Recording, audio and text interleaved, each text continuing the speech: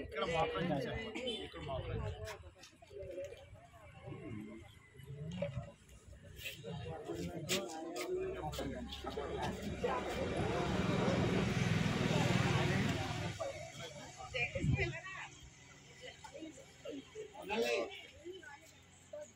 దేవుని యొక్క మహాకృపను బట్టి గత 7 సంవత్సరాలుగా ఆయన దేవుని యొక్క మందిరానికి వెళ్తున్నానని చెప్పారు.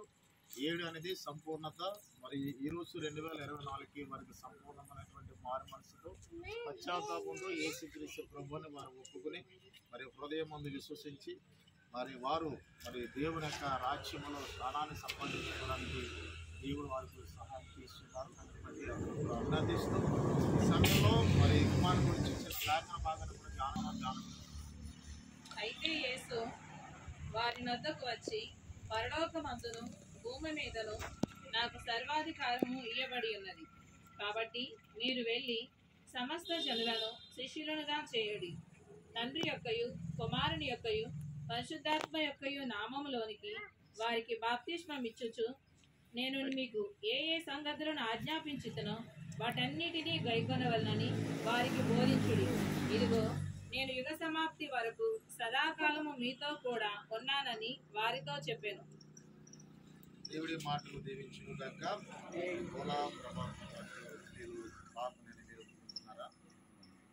అలాగే మరి తండ్రి అయిన దేవుడు ప్రభువైన యేసుక్రీస్తు వారిని మరి మృతుల నుండి లేవనెత్తినట్లుగా అంత్యజనాన్ని కూడా నీకు పునరుత్థాన శక్తిని అనుగ్రహించి లేవనెత్తుతారని నీ నోటి ద్వారా యేసుక్రీస్తు ప్రభువును ఒప్పుకుని హృదయం ముందు విశ్వసిస్తున్నారా? ఎన్ని కష్టాలు ఎన్ని శ్రమలు ఎదురైనప్పటికీ కూడా దేవుని రాకడ వరకు కూడా ప్రార్థన కానీ వాక్యం కానీ మంచిగాని కానీ వినదిరొక్క సాగిపోతామని మీరు నిర్ణయం చేసుకుంటున్నారా?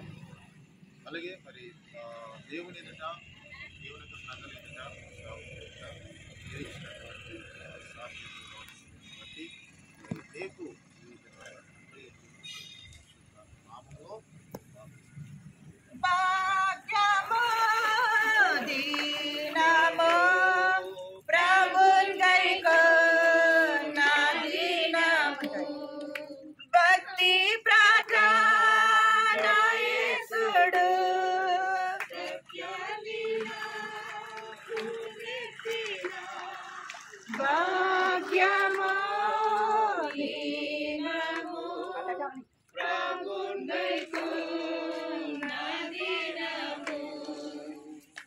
ప్రార్థన చేసుకుందాం. ఈ సమయంలో ఎవరప్పుడు సైకిల్ మీద వచ్చారా అని చేసుకుంటాడా? వచ్చే సంవత్సరం ప్రార్థన చేసుకుంటాం.